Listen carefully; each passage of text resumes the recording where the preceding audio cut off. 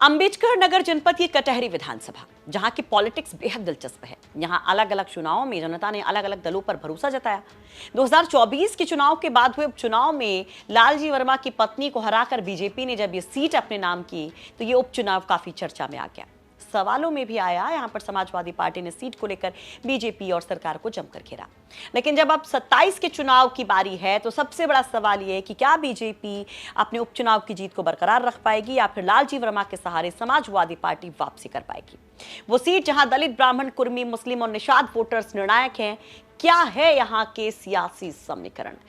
नमस्कार, आप देख रहे हैं यूपी किसका, आपके साथ मैं हूं सुषमा। आपको तमाम समीकरण तो बताएंगे, साथ ही साथ यहां पर स्थानीय पत्रकार क्या कहते हैं वो भी बताएंगे। दरअसल अंबेडकर नगर की सबसे चर्चित सीट मानी जाती है। यहां का सियासी मिजाज समझने के लिए पहले आपको इतिहास देखना होगा इस सीट का। अगर पिछले कुछ चुनाव के रिजल्ट्स को देखें तो यहां पर 2007 में बीएसपी के धर्मराज निषाद ने समाजवादी पार्टी के जयशंकर पांडे को हराकर ये सीट अपने कब्जे में की थी। 2012 में समाजवादी पार्टी के शंखलाल मांझी ने बीएसपी के लालजी वर्मा को हराया था, जबकि 2017 में जब बीजेपी की सुनामी थी, उस समय बसपा के लालजी वर्मा ने यह सीट अपने नाम रखी। 2022 में लालजी वर्मा फिर से चुनाव जीतते, लेकिन इस बार सिंबल अलग होता है। समाजवादी पार्टी से वो चुनाव मैदान में होते हैं और फिर से जीत दर्ज करते हैं।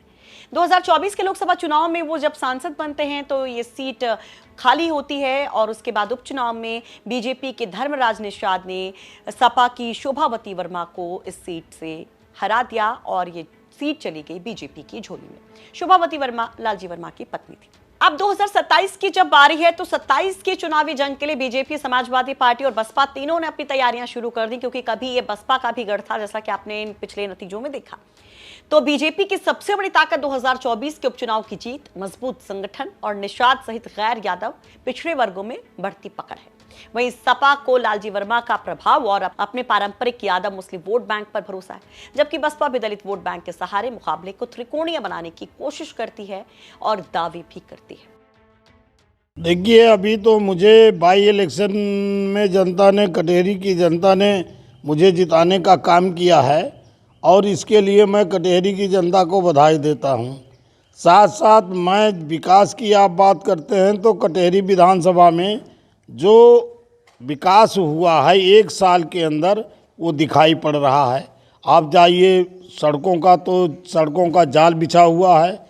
पीडब्ल्यूडी की सड़कें जो है स्वीकृत हो गई और जो है 5T वो भी काम जो है पूरा हो रहा है।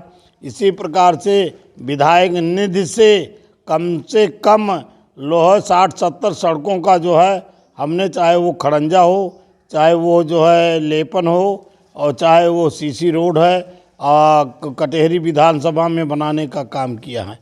जहाँ तक जो है बड़े काम की बात है तो VT में पुल हुआ। पुल जो है अब वहाँ टेंडर भी विभाग भी बनवा रहा है और वो 15 लाख की लागत से बनेगा, वो काम शुरू हो गया। कालिका चौराहा है, पर्यटन की दृष्टि से वो भी हो गया है, वो भी काम शुरू हुआ है। और वहीं पर जो है चाहे सजवा मजवा पूरे दरबार हो, चाहे वो घरवासपुर हो, वहाँ बारात घर है और गांव का विकास के लिए शासन में स्वीकृति मिल रही है। इसी प्रकार से बाई रोड जो है कटहरी में मेरे पीरियड में ही बना है और 5 पुलिया जो है मया में जो है टांडा क्षेत्र में वहाँ भी बन रहा है। इसी प्रकार से तमामों जगह विद्युतीकरण कराया, ट्रांसफार्मर लगाया और सबसे ज़्यादा कचहरी जो अंधकारमय था कि वो मैंने लगभग 75T हाई मास्ट बड़ी लाइट लगाने का काम किया। आज गांव में जाएंगे तो देखेंगे हर चौराहे पर उजाला ही उजाला दिखाई पड़ रहा है और लगभग 300-400 छोटी लाइट को भी मैंने अपने क्षेत्र में देने का काम किया है।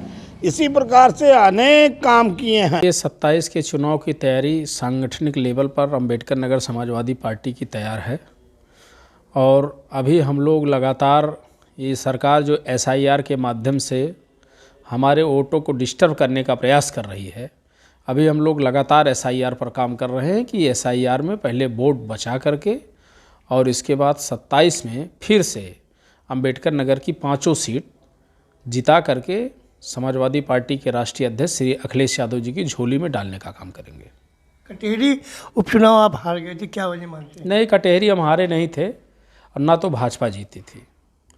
कटेहरी बेईमानी से जीती गई और प्रशासन जीता था, पूरा तंत्र लगा था, सरकार लड़ी और चुनाव आदरणीय धर्मराज निषाद जी नहीं जीते थे। चुनाव जिलाधिकारी अंबेडकर नगर जीत करके फिर यहाँ से चले गए।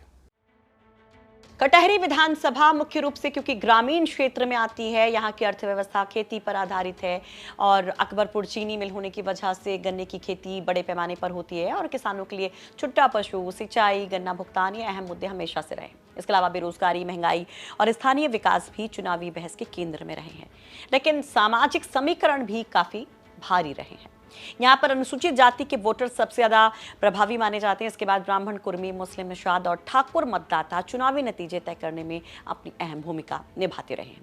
तो क्या है यहाँ का जातीय संतुलन या फिर जातीय समीकरण जो हार जीत में बड़ा फैक्टर बनता है? चलिए उस पर नजर डालते हैं। यहाँ पर अनुसूचित जाति के वोटर लगभग 85,000 हैं, ब्राह्मण लगभग 50,000, कुर्मी वोटर लगभग 45,000, मुस्लिम वोटर लगभग 44,000, निषाद वोटर लगभग 30,000, ठाकुर वोटर लगभग 30,000, यादव वोटर लगभग 22,000, वैश्य वोटर करीब 15,000, नाई वोटर लगभग 8,000, कहार 6,000 और चौहान लगभग 5,000, पाल वोटर लगभग 4,000, विश्वकर्मा वोटर भी लगभग इतने ही नजर आते हैं। कुल मतदाता यहाँ पर 3,51,000 के करीब हैं। तो अब ये था सामाजिक समीकरण क्या कहता है, लेकिन राजनीतिक जानकार क्या कहते हैं? स्थानीय पत्रकारों का मानना है कि 2024 के उपचुनाव में मिली जीत से बीजेपी का मनोबल बढ़ा जरूर है, लेकिन कटहरी को पूरी तरह एक तरफा सीट कभी नहीं कहा जा सकता।